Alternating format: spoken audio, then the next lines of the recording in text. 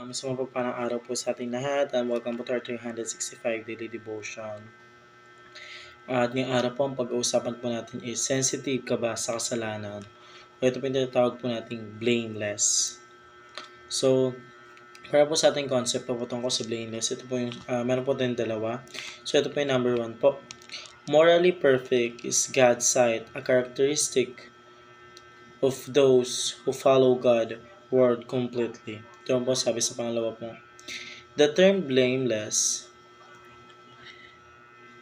in the Bible does not always mean sinless perfection or being without any fault. Instead, it refers to someone whose life is characterized by integrity, wholeheartedly devotion to God, and since effort to live in obedience to God. So, yung sinasabi po pala natin patungkol po sa obedience ay blameless po.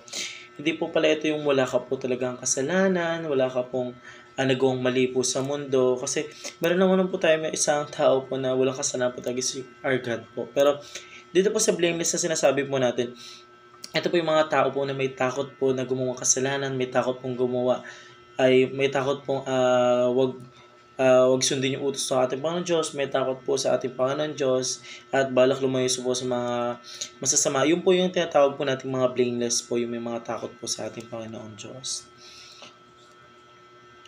So, sabi naman po dito po sa ating Bible verse po, ito po matatag po sa Job chapter 1 verse 1. At ito po ang sabi po sa English po, no? There was a man in the land of Uz whose name was Job. And that man was blameless and upright, one who feared God, turned away from evil. So ito po sabi po sa Tagalog para mas maunawan po natin patungkol po kay Job. Sorry po. May isang lalaki sa lupain ng Uz na ang pangalan ay Job. Ang lalaki yun ay walang kapintasan, matuwid, may takot sa Diyos at lumalayo sa kasalanan. So, si Job daw is one of the blameless man po. Meron po tayo sa Bible po. Kasi wala daw po siyang kapintasan, matuwid at may takot daw po siya sa ating Panginoon Diyos at lumalayo po sa mga kasamaan. So, that is Job po. Siya yung one of the blameless man in the Bible po. So, sabi naman po dito sa ating teaching po, being blameless requires sensitivity of sin.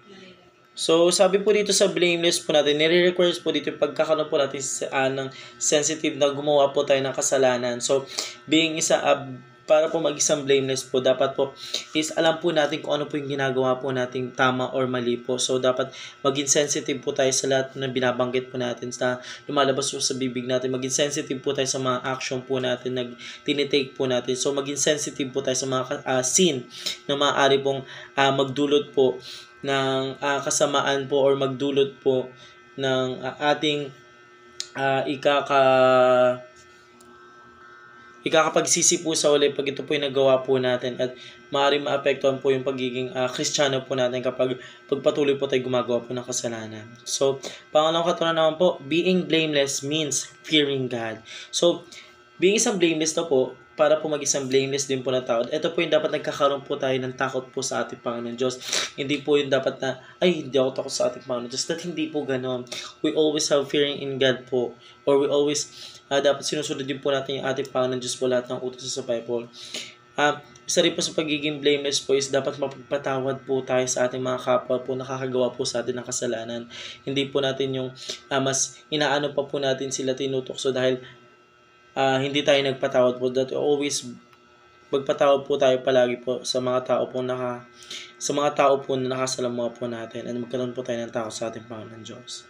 So, pangatong katuruan po, being blameless is walking with God po. So, being blameless daw po, ito na po nagkakaroon na po tayo ng path po patungo po sa ating Panginoon Diyos. Nagkakaroon na po tayo ng connection. Nagkakaroon na po tayo ng harmonious relationship or strong relationship po patungo po sa ating Panginoon Diyos po.